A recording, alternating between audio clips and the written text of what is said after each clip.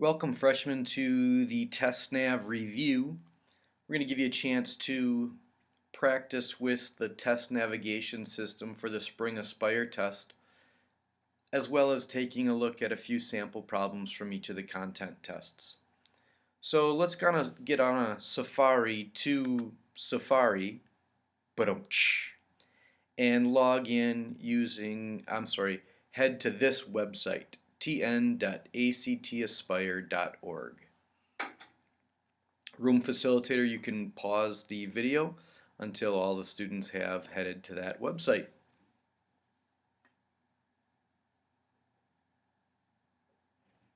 Great, now that you're all there, let's take a look at the login features. We're going to take a look at the science test first. This is a practice test bank for the ACT Aspire.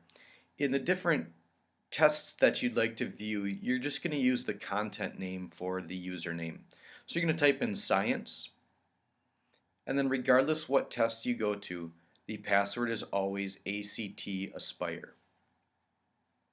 Go ahead and log into the science test page as I log in as well.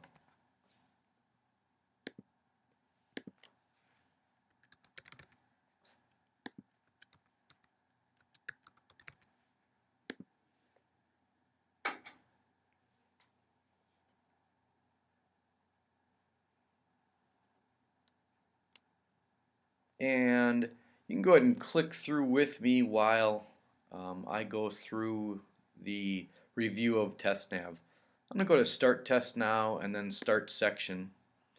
And the first thing I'd like to point out to you is that you can go up to this Review button and you can jump to any question on the test. Now, I wouldn't necessarily recommend that at the beginning, but it's a nice way to take a look at all the questions that you may not have answered along the way near the end of your test. But I'd like you to use that button to jump to question 37.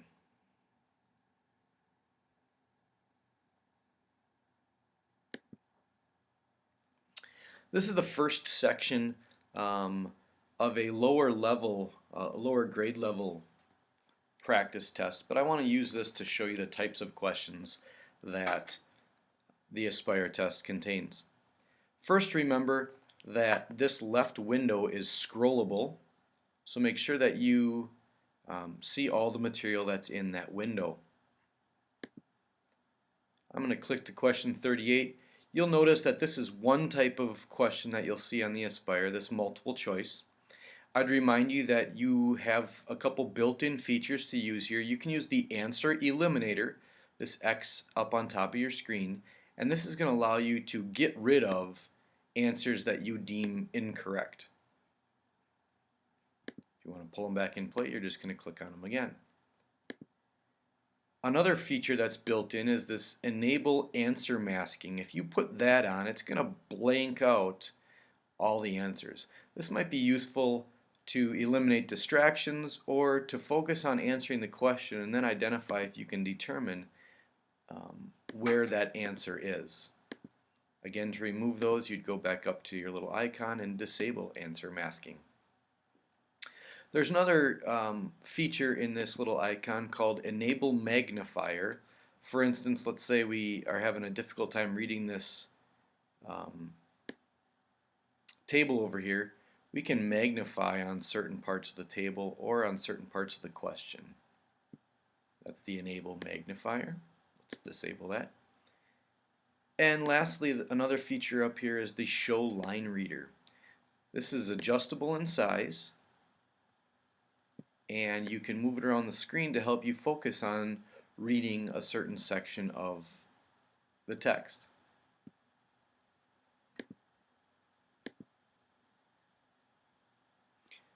Another feature up in the upper right hand corner is this countdown clock. Now we've given you just a sample time here, but that would actually count down your actual time on the test in the spring.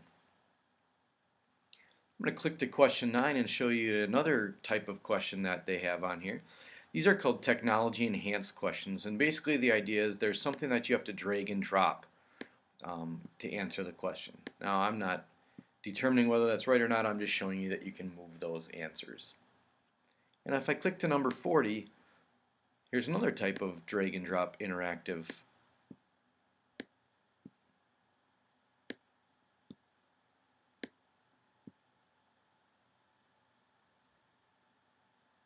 And I'm going to move on to 41. 41 is what they call a constructed response.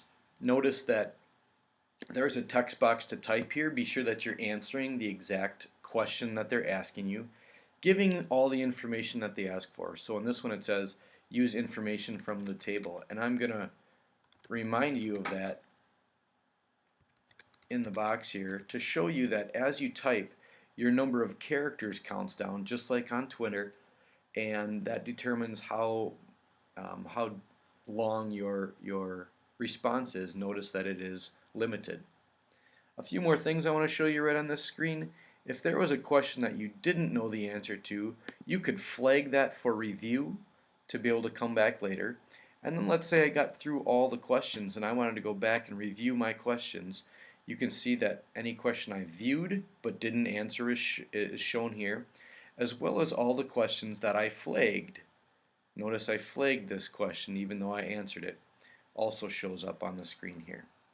Alright, finally, and this will be important as you log out of the test later on, up in this little icon here is the test nav logout section, and you can go ahead and log out of the test there.